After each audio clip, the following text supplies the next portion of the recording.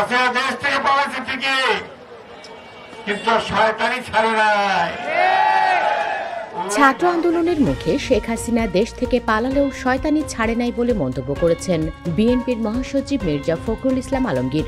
মঙ্গলবার 2 সেপ্টেম্বর বিএনপির প্রতিষ্ঠাবার্ষিকী উপলক্ষে পরিষ্কার পরিচ্ছন্নতামূলক এক কর্মসূচিতে যোগ দিয়ে এই মন্তব্য করেন তিনি।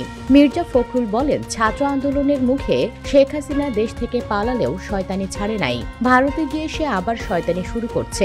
ওইখানে বসে আওয়ামী লীগ ছাত্রলীগকে উস্কাই দিয়ে বলে, তোমরা গোলমাল করো, মিছিল করো, মারামারি করো, নেতাদেরকে মারো। যদি আপনাদের কারো উপরে কোনো হাত পড়ে, আওয়ামী লীগের সেই হাত আপনারা ভেঙে দেবেন। তিনি বলেন, কোনো শিক্ষা প্রতিষ্ঠানে গোলযোগ করা যাবে না, কোনো গুজবে কান দেবেন না। আমাদের মধ্যে কোনো বিভেদ নাই, ঐক্য সমুন্নত আছে।